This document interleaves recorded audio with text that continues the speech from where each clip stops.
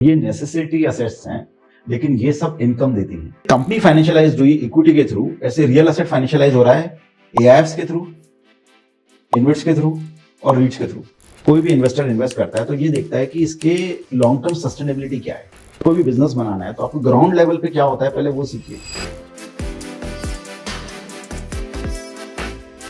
बड़ा सिंपल चीज है, जिस चीज को आप देख सकते हो, टच कर सकते हो, महसूस कर सकते हो, जिस असेट्स को, और जो आपको इनकम भी प्रोड्यूस करके देती हो, वो रियल एसेट है। और रियल एसेट सबसे बड़ा इंपॉर्टेंट है कि real asset is the necessity, मतलब it has to be a utility जो आम आदमी यूज करता हो, राइट। चाहे आपका हाईवे हो, चाहे आपकी पावर हो, चाहे आपके बिल्डिंग्स हो, जो इंसान यूज करता हो, जो डेली नेसेसिटी है कि उसके बिना आपकी जो काम है दिन के वो पूरे नहीं हो सकते हैं। आप ऑफिस नहीं आ सकते अगर आप रोड पे नहीं हो।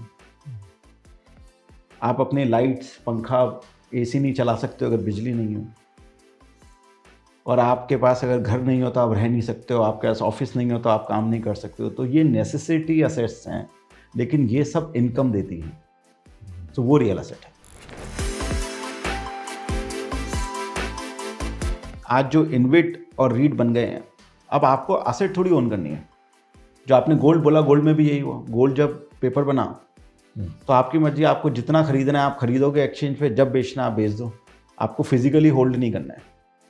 तो फिजिकली होल्ड करने के लिए आपको उसको मेंटेन करना पड़ता है, आपको इसकी देखभाल करनी पड़ती है। फिर उसके बाद में आप जब बेचने जाते हो तो उसी एसेट में उसी लोकेशन के लिए इंटरेस्ट आना चाहिए। आपकी मर्जी नहीं है कि आप जब चाहो एक्सचेंज पे बेच दो। तो जैसे कंपनी फाइनेंशियलाइज हुई इक्विटी के थ्रू, ऐसे रियल एसेट फाइनेंशियलाइज हो रहा है एआईएफ्स के थ्रू, इन्वेट्स के थ्रू और रीट्स के थ्रू।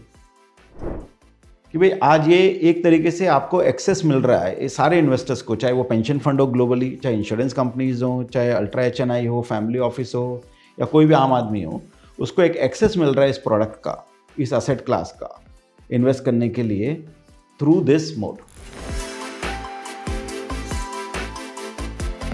एक फ्लैट में इन्वेस्ट करना हो, फिजिकली खरीदना हो, राइट, तो आपको 5 करोड़, 10 करोड़, 15 करोड़, जो भी आपको लोकेशन में आप पैसा लगाएंगे, लेकिन आपको वो लोकेशन का, सिंगल लोकेशन का रिस्क आप कैरी कर रहे हैं। उस लोकेशन में क्या डिमांड एंड सप्लाई हुई, उसके बेसिस पे आपका प्राइस एप्रिसिएशन होगा, आपको डाइवर्सिफिकेशन नहीं मिला। आप जब बेचने जाएंगे तो आपको या तो पूरा फ्लैट बेचना है।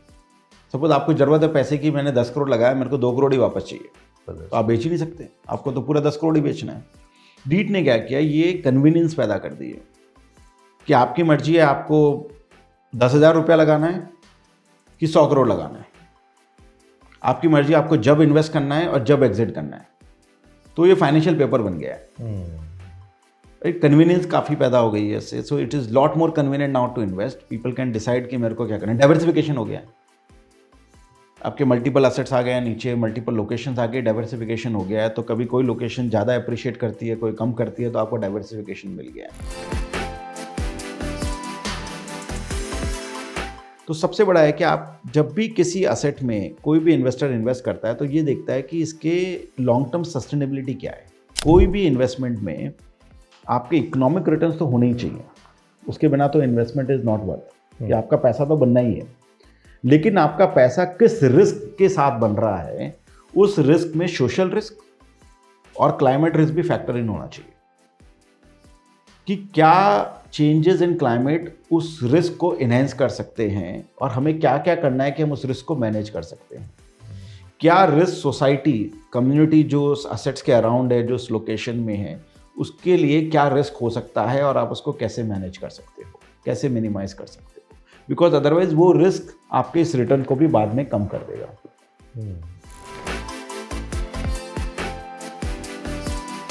एक जेंटलमैन थे जो ग्लोबल फंड मैनेज करते थे, वो इंडिया में थे उस वक्त। एंड नसीब ऐसा था कि मेरा उनके साथ में डिनर हो गया एक बार। तो वो और मैं ऐसे, जैसे हम बात कर रहे हैं, ऐसे बात कर रहे थे, तो मैंने उनसे शेयर किया कि मेरी एम्बिशन ये थी कि मेरे को बिजनेस सेटअप करना था। तो उन्होंने बोला कि इंफ्रास्ट्रक्चर बहुत बड़ा होगा, एंड उन्होंने मेरे को बताया कि ग्लोबली क्या हुआ। फिर मैंने पढ़ना चालू किया उसके बारे में कि क्या हुआ, कैसे हुआ, किस तरीके से होगा। तो उन्होंने फिर मेरे को गाइडेंस दी कि अब तूने प्रोजेक्ट फाइनेंस सीख लिया है तो तू जाके ये सीख कि डेट कैसे रेस करते हैं प्रोजेक्ट्स के लिए।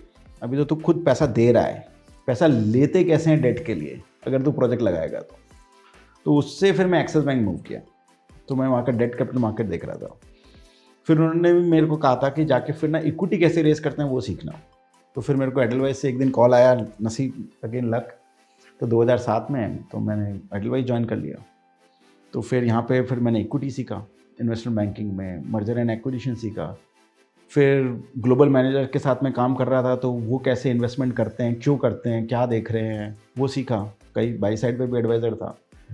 तो वो जो लर्निंग कर्व है वो धीरे धीरे सीखता गया मैं।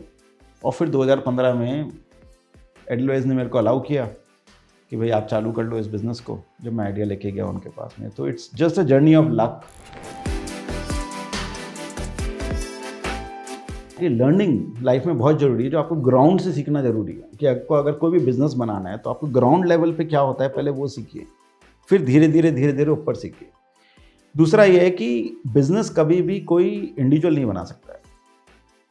तो मैं इंटरनली अपनी टीम को बोलता हूँ कि आइदर वी विल विन और वी विल लूज टुगेदर।